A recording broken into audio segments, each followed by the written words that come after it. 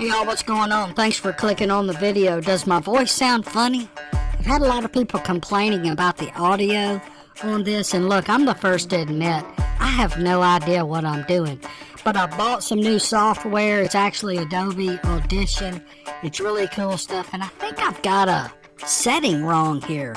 I don't know. Let's tell some Bigfoot stories. Y'all ready? All right, here we go.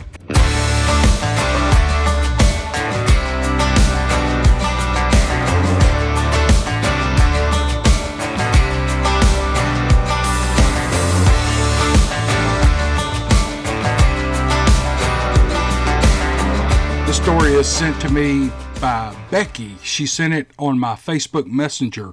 By the way, if you guys are sending me stuff on Facebook Messenger, I really prefer email. It helps me keep it organized better. But I've got 30 or 40 that I've gotten through Facebook, and I'm going through them now. I'm starting them now. So let's get into Becky's story. She says, I live in Northwest Arkansas. In 2006, I was visiting my boyfriend and some other friends in Westville, Oklahoma. There are 7 of us all together. Later in the day, we decided to go swimming at a creek between Westville and Stillwell, Oklahoma. We parked on the side of the road and had to slowly climb down a wooded and rocky cliff about 50 feet just to get to the bottom. Then we had to walk another 40 or 50 feet through a thick wooded area before we reached the creek's edge. We were having a blast. We were playing chicken fights with the girls on the boys' shoulders. The boys were wrestling, dunking each other, and basically acting like teenagers full of energy.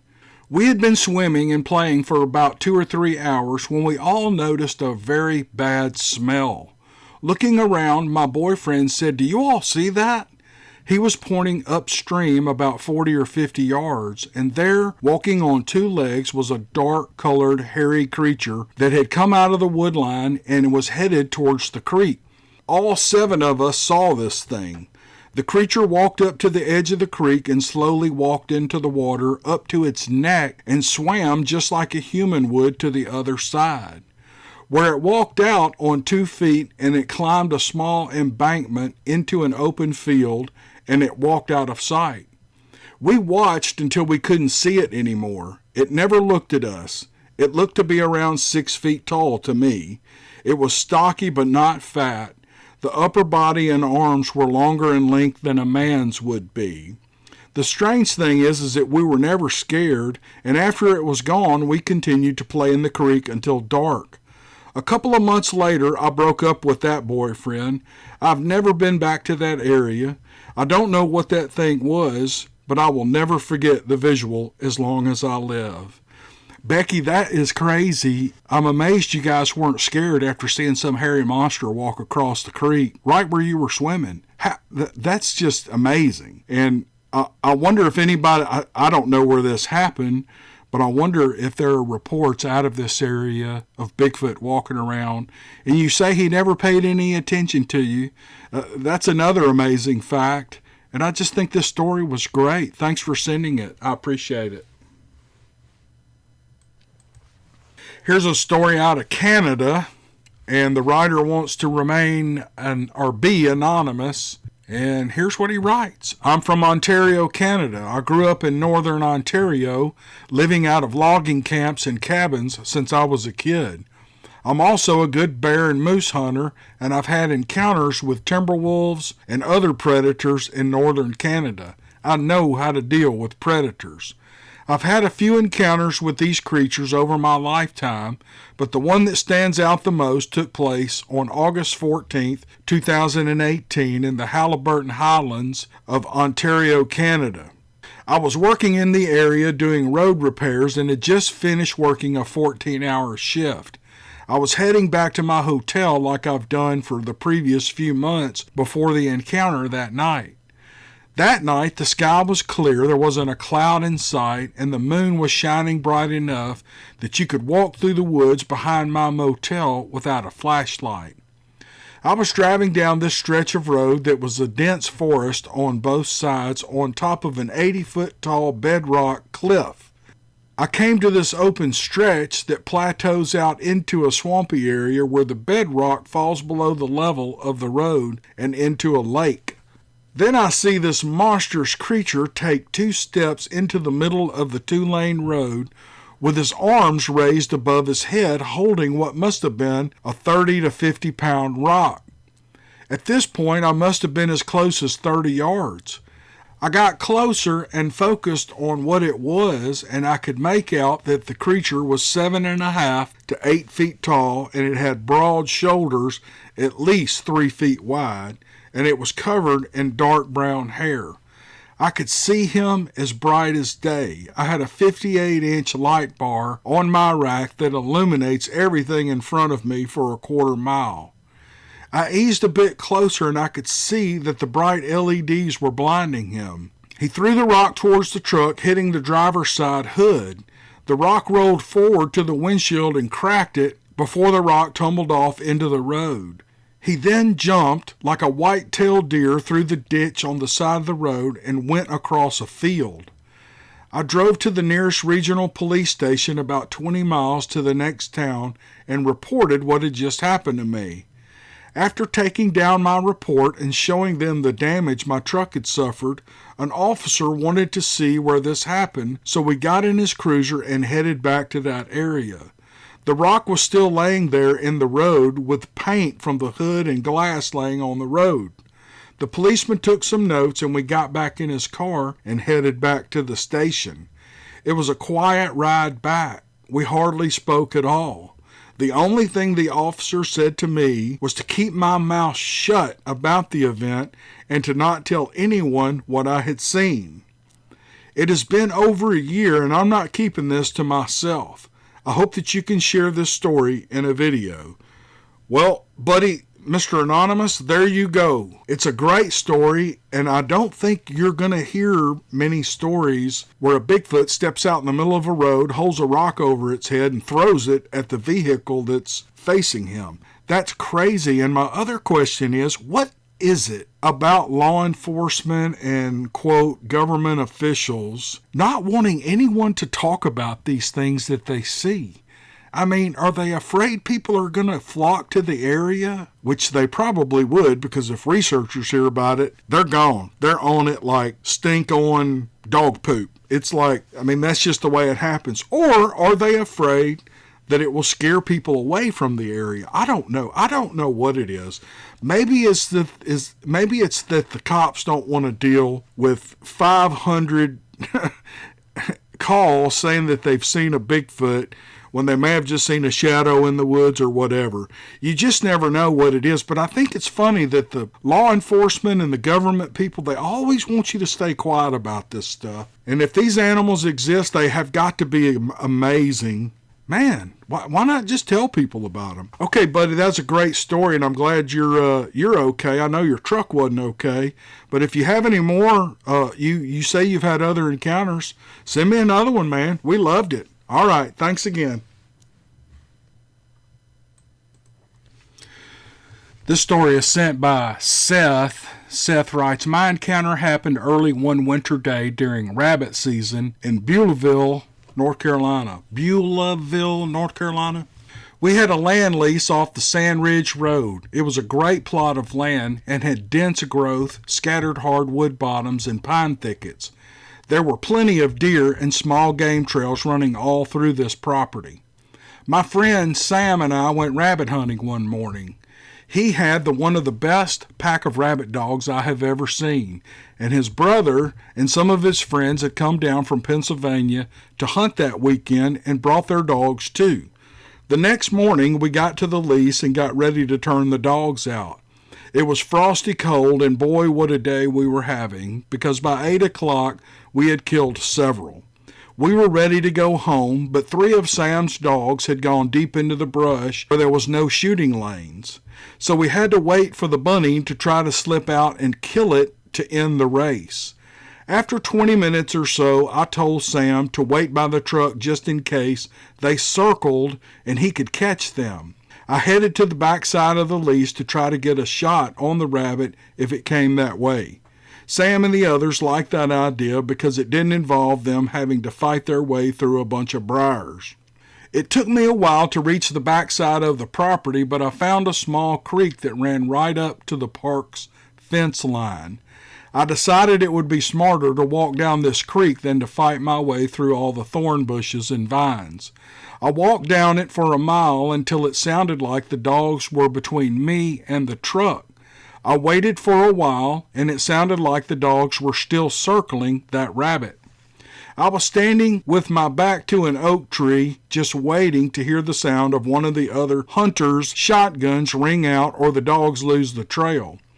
Where I had stopped was at the bottom of a small hill in one of those small thickets of hardwoods with little undergrowth and the creek behind my tree.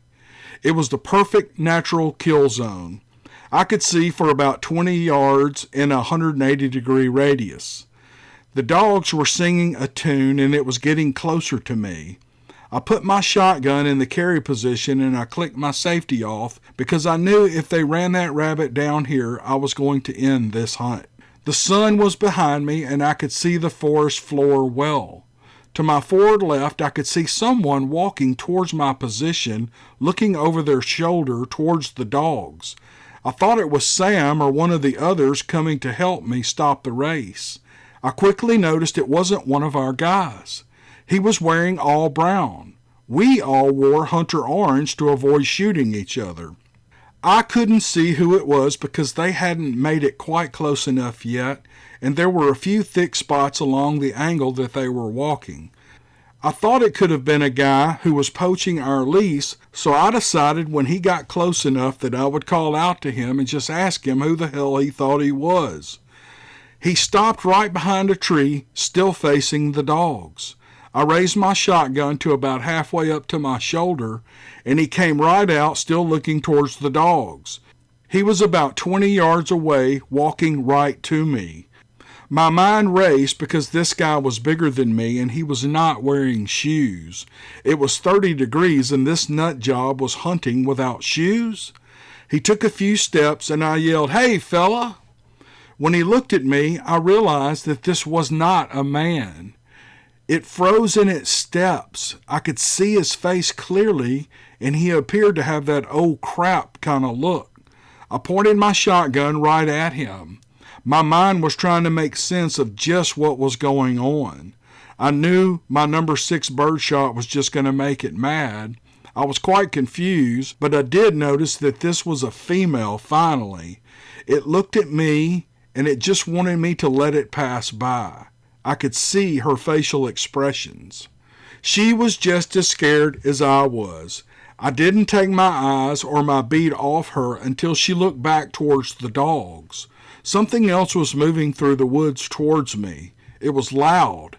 I prayed that it was Sam so he could help me get out of this situation. I didn't want to shoot this creature. I looked in that direction behind her and my fear factor increased several notches. A few feet behind her, another creature appeared. This one was a male, and he was staring at me like, "You go ahead and pull that trigger and see what happens." I was backed in a corner, so to speak. In my mind, I could go down shooting or just let them kill me. I was about to shoot when my mind told me to just lower the gun. I opted to lower the shotgun and break eye contact with them. Maybe, just maybe, they would move along if they didn't feel a threat from me. I didn't like that idea, but I knew shooting birdshot into these things was a real bad idea. I lowered my barrel and nodded my head to the female as if to say, "You can just cross this creek and go on." She took a few seconds before taking off, but when she did, she ran like a bat out of hell. I heard her running through the brush behind me. It sounded like she didn't check up, not even once. However, the male was still right there. He hadn't moved an inch. I slowly turned toward him and lowered my gun all the way to the ground. After a few seconds, he walked towards me. It was slow and deliberate. I held fast to my plan of not showing aggression. He walked right past me, baring his teeth and staring into my eyes. He was close enough as he passed that I could have touched him. When he was behind me, we both turned and faced each other. Neither one of us trusted the other. I started walking backwards and he did the same. Our eyes never left each other until the trees and brush obscured our views. I turned and started running towards my buddies. I never once detoured around the brush and the brambles. I was cut from head to toe. I don't remember ever looking back. I wanted as far away from these things as I could get. One of our trails came into view, and I knew that I was close. And then I could see the trucks in the distance. I never let up once until I got to those trucks. When the guys saw me, they started laughing. They started saying, "What are you running from, a panther?" I started trying to explain what I had seen, but everyone laughed and ridiculed me for being a wuss. I quickly shut up, I got in my truck, and I left. I drove straight to my house. Sam had to catch a ride back with his brother. A few days passed and Sam came by to see me. He said, "I'm sorry that I doubted you. I went to get the dogs and I realized that you've never been one to run. We've been face to face with all kind of predators and you never showed any fear. This thing caused you to run and it must have been bad." In hindsight, the creatures have feelings like we do. The female was obviously scared and just wanted to get away like I did. The male was protective over the female. He stood his ground for her, I think. The female's hair was pine straw-colored brown, about my height, maybe 5'10" to 6 feet tall. She had dark brown eyes, and her face was mostly covered in hair like a thin beard, and her skin was light gray or tan. Her breasts were covered in thin hair like her face. The male's hair was dark brown like dirt. His height was approximately 7 feet. He was much thicker than the female. His skin was a dark leathery color, and his teeth looked the same as ours except they were bigger. They definitely don't brush their teeth because they are very yellow and brown looking. I was 6 feet tall and weighed 190 pounds. I realize now if they wanted to harm me, they would have. The thing is that myth became reality for me that day, and that is what terrified me the most. I still hunt and fish. I moved back to Mississippi in 2017, but I never went hunting again in North Carolina. Woo-hoo-hoo! Man, what a story. What a story. A guy's rabbit hunting. He moves around to the back of the property to collect his dogs and runs right up on a Bigfoot who I suspect was probably running from the dogs. And then her mate shows up right behind her, and he's not having any of this. And I just think that's a real exciting story. Man, I don't even know what to say about it other than to say, Seth, man, that's a great story. I hope you're doing good. You live in Mississippi. We might be neighbors now. I hope you don't have another run-in that scares you like that again, brother. But anyway, that was a great story. Thanks a lot, man. Okay, I think that's going to do it for this video. Thank you all again for watching. I've got some new software and new equipment that I've got ordered. Haven't ordered it yet. I'm actually hoping that Cyber Monday will give me a little bit of discount on it, so I'm going to wait till Monday to order it. But I'm constantly trying to get better at this and get the sound better. And I know a lot of people like my voice, but I've got to be able to record it right for people to enjoy this better, and that's what's going on. So look forward to better sounding videos. All that said, you guys have a great week, and we got Christmas coming up. Everybody be merry. All right, we'll see you on the next video. Thanks.